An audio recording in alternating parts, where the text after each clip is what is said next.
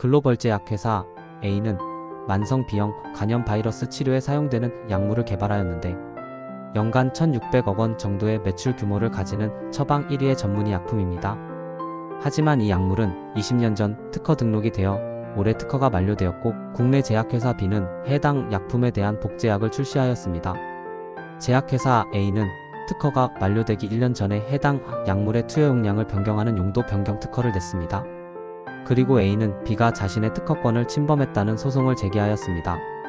제약회사 B는 투여 용량을 변경한 것은 자유실시 기술에 불과한 것이기 때문에 특허를 침해하지 않았다고 주장하였습니다. 그렇다면 기존 약의 용량을 변경하는 것을 특허로 인정해야 할까요? 신약의 경우 개발에서 실제 판매하는 데까지 오랜 기간과 많은 투자 비용이 드는 위험이 큰 투자입니다. 하지만 성공하면 특허 기간 동안 상업적인 판매를 독점하여 막대한 수익을 기대할 수 있습니다. 특허 기간은 20년이지만 일반적인 기술이나 상품의 경우 개발에서 상업적인 판매까지 어느 정도 시간이 걸리기 때문에 실제적인 유효 특허 기간은 15에서 18년 정도입니다. 하지만 의약품의 경우 신약에 대한 특허를 받는다고 하더라도 그 효과와 안전성을 검증하기 위한 임상시험을 시행하고 상업적인 판매에 대한 행정당국의 승인을 얻는 데에 많은 시간이 소요되기 때문에 실질적으로 특허권을 누릴 수 있는 기간이 8에서 12년에 불과합니다. 다만 일반적인 기술이나 상품의 경우 특허 만료 시점에 다가갈수록 판매량이 급격하게 주는 경향이 있지만 의약품의 경우 특허 만료 시점이 다가갈수록 오히려 매출액이 급증하거나 정점에 도달하는 경향이 있어 특허 기간을 연장함으로써 발생하는 추가적인 수익이 엄청나게 됩니다. 이에 따라 많은 글로벌 제약회사를 가지고 있는 미국은 의약품에 대하여 1984년에 특허권 존속기간 연장 등록 출원 제도를 시행하였고 이후 다른 나라에서도 유사한 제도를 도입하였습니다.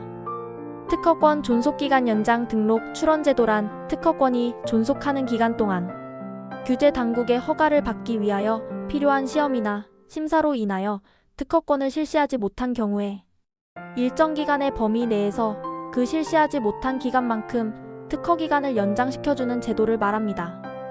우리나라도 1987년 물질특허 제도를 도입하였고 1999년부터 본격적으로 특허권 존속기간 연장 등록 출원이 시행되고 있습니다. 이 제도는 신약인 신규물질에 대한 특허 외에도 조성물 제형 제조 방법 및 용도에 대해서도 특허권을 인정함으로 인하여 신규물질의 시장 독점적 범위와 기간을 확대할 수 있습니다. 이렇게 특허 기간을 연장할 수 있게 법적으로 보장하자 글로벌 제약회사들은 에버그리닝이라는 특허 존속기간 연장 전략을 수립하여 신약의 보호기간을 연장하기 위한 전략을 설립하고 이익을 극대화하고 있습니다. 에버그리닝 전략은 평균 10개 정도의 특허로 신약을 보호했던 과거와 달리 기존 특허가 만료되기 전에 새로운 특허권을 출원하거나 특허권을 넓히는 등 철저한 계산하에 복제약의 시장 진입을 막는 특허권 보호 전략을 말합니다.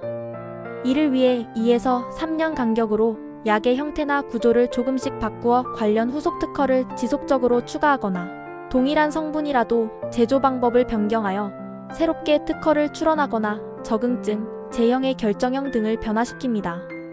실제로 이와 같은 전략으로 제약회사들은 추가적으로 많은 이익을 얻을 수 있습니다. 예를 들어 1986년 영국에서 처음 발매된 항우울제인 플루옥세틴의 특허권은 1995년 1월에 만료되었지만 이러한 특허권 존속기간 연장 제도에 의하여 2000년 1월까지 5년간 시장 판매 독점권이 연장되었고 이러한 특허 연장으로 수천억 원의 추가적인 수익을 얻었습니다. 그렇다면 전 세계는 이러한 글로벌 제약회사의 에버그리닝 전략에 어떻게 대응하고 있을까요? 인도의 경우 에버그리닝 전략의 주 작전인 후속 개량 발명에 대한 특허 허가의 기준을 높여 단순히 에버그리닝 목적을 위한 특허 출원 허가를 인정하지 않고 있습니다. 호주의 경우 에버그리닝을 목적으로 특허 소송을 제기하여 패소할 경우 막대한 벌금을 물게 하도록 하고 있습니다.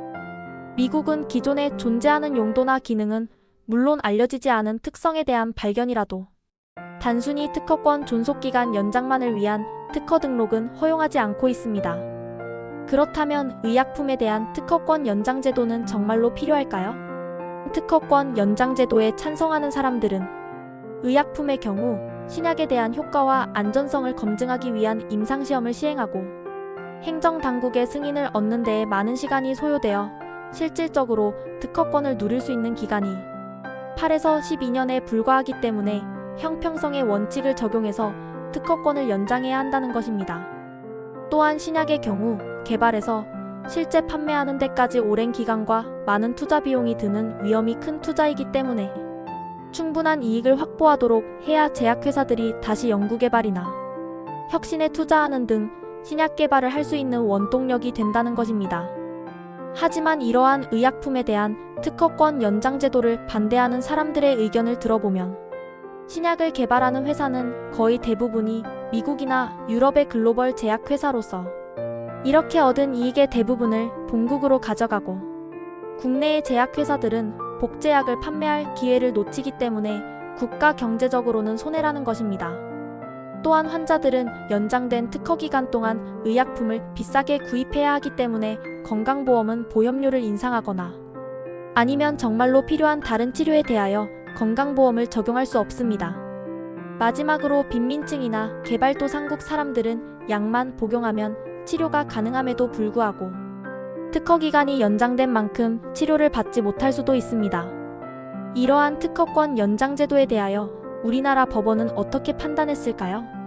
법원은 약물의 투여용법과 투여용량은 대상 질병 또는 약효에 관한 의약품 용도와 본질이 같다고 하면서 동일한 의약품이라도 투여용법과 투여용량의 변경에 따라 약효가 향상되거나 부작용이 감소하고 복약 편의성이 증진되는 등 질병의 치료나 예방 등에 예상하지 못한 효과를 발휘할 수 있고 투여용법과 투여용량 개발에도 약효 자체의 개발 못지않은 상당한 비용이 소요되기 때문에 투여용법과 투여용량이라는 새로운 의학 용도가 부과돼 신규성과 진보성 등의 특허 요건을 갖춘 경우 특허권이 부여될 수 있다고 하였습니다. 다만 위 사례에서 투여용량의 경우 임상시험 결과나 재반 사정을 종합한다면 쉽게 도출할 수 있고 그 효과도 예측이 가능하기 때문에 신규성과 진보성을 갖추지 않은 자유실시 기술로서 용량과 용법에 대한 방법을 특허를 인정하지 않는다고 판결하였습니다. 참고로 우리나라도 1987년 물질특허제도를 도입하였습니다. 다만 정부는 2015년부터 제약회사가 신약특허를 등재하고 복제약이 자신의 특허를 침해하였다고 판단된 경우 판매금지 신청을 할 수 있도록 하는 대신 복제약을 만드는 제약회사는 등재된 특허를 돌파하여 복제약을 만드는데 성공한다면 우선적으로 시장에서 판매할 수 있도록 하는 의약품 허가 특허 연계 제도를 통해 복제약이라고 하더라도 빠르게 시장에 진출할 수 있는 길을 마련해 주었습니다. 의약품에 대한 특허권을 연장해주는 것이 합리적일까요? 특허권을 연장한다면 어떻게 하는 것이 좋을까요? 당신의 생각이나 의견을 댓글로 달아주세요.